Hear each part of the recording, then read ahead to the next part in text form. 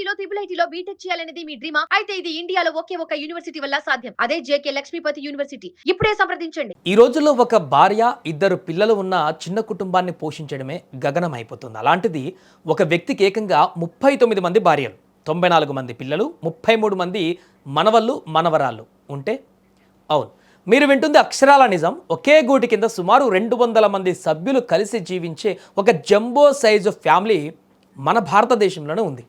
ఈ కుటుంబ యజమాని చనిపోయినా ఇప్పటికీ ఆ 200 మంది ఒకే ఇంట్లో కలిసిమెలిసి ఉంటున్నారు. ఇంతకీ ఎవరా వ్యక్తి? అంత పెద్ద కుటుంబం రోజువారీ ఖర్చులు ఎలా వెల్లదీస్తుంది? వారి ఇల్లు ఎలా ఉంటుంది? ఈ వీడియోలో పూర్తి వివరాలు తెలుసుకుందాం. ఈ వింత ప్రపంచం మన ఈశాన్య రాష్ట్రమైనటువంటి మిజోరంలోని బక్తాబంగ్ అనే గ్రామంలో ఉంది. 1945లో జన్మించిన జియోనా చానా అనే గ్లోబల్ రికార్డ్ ఫ్యామిలీకి యజమాని. నిజానికి వీరంతా చానా పాల్ అనే ఒక ప్రత్యేకమైనటువంటి క్రైస్తవ మత శాఖకు చెందినవారు.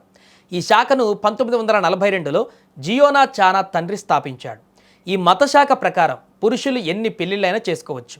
దీనిని పాటిస్తూనే జియోనా చానా తన 17వ ఏట మొదటి వివాహం చేసుకున్నాడు.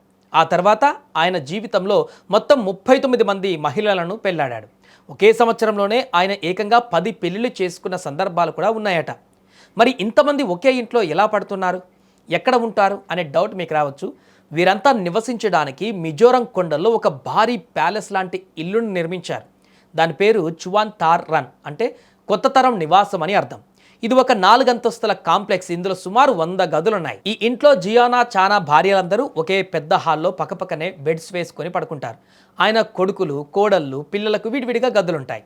కానీ అందరికీ కలిపి వంటగది మాత్రం ఒకటే. ఆ ఇల్లు ఎంత ఫేమస్ అంటే దీనిని చూడ్డానికి దేశ విదేశాల నుంచి టూరిస్టులు మిజోరం వస్తుంటారు. ఈ ఇంట్లో రోజువారీ పనులు ఒక మిలిటరీ క్యాంప్ లాగా సాగుతాయి. అందరికీ పనులు డివైడ్ అయి ఉంటాయి. ఈ జంబో ఫ్యామిలీ వంటశాల లెక్కలు వింటే మీ మైండ్ బ్లాక్ అవ్వాల్సిందే. ఇక్కడ రోజుకు కేవలం ఒక పూట వంట కోసమే 45 నుంచి 90 కిలోల బియ్యం కావాలి. ఒక రోజువారీ 30 నుంచి 40 కోళ్ళు, 50 కిలోల కూరగాయలు, దాదాపు 10 కిలోల పప్పు దినుసులు అవసరమవుతున్నాయి. జియోనా పెద్ద భార్య ఈ పనులన్నిటినీ పర్యవేక్షిస్తుంది. భార్యలందరూ వంతుల వారీగా వంట, క్లీనింగ్ పనులు చూసుకుంటారు. ఇక కొడుకులు, మనవళ్ళు వ్యవసాయం, వడ్రంగి, పశుపోషణ పనులు చేస్తూ కుటుంబానికి ఆదాయాన్ని తీసుకువస్తారు. వీరు ఎవరి మీద ఆధారపడకుండా చాలా వరకు సొంతంగానే పండించుకుంటారు. ఈ అరుదైనటువంటి మరియు విచిత్రమైనటువంటి జీవనశైలి ప్రపంచవ్యాప్తంగా సంచలనం సృష్టించింది. అంతర్జాతీయంగా మీడియా సైతం ఈ గ్రామానికి వచ్చి వీరిపై స్పెషల్ డాక్యుమెంటరీలను కూడా తీసింది. ప్రపంచంలోనే అతిపెద్ద కుటుంబంగా గుర్తింపు పొందిన ఈ ఫ్యామిలీ ప్రఖ్యాత రిప్లీస్ బిలీవ్ ఇట్ ఆర్ నాట్ పుస్తకంలో 2 సార్లు చోటు సంపాదించుకుంది. జియోనా చానా బతికున్నప్పుడు నేను దేవుడికి ప్రత్యేక బిడ్డను, అందుకే నాకు ఇంతమంది సాకే బాధ్యత ఇచ్చాడు అని గర్వంగా చెప్పేవాడు. అయితే దురదృష్టవశాత్తు డయాబెటీస్, బీపీ కారణాల వల్ల జియోనా చానా 2021 జూన్ 13న తన 76వ ఏట కన్నుమూశాడు. నాయకుడు చనిపోతే ఏ కుటుంబమైనా ముక్కలైపోతుంది, ఆస్తుల గొడవలు వస్తాయి. కానీ ఈ చానా ఫ్యామిలీ మాత్రం అలా చేయలేదు.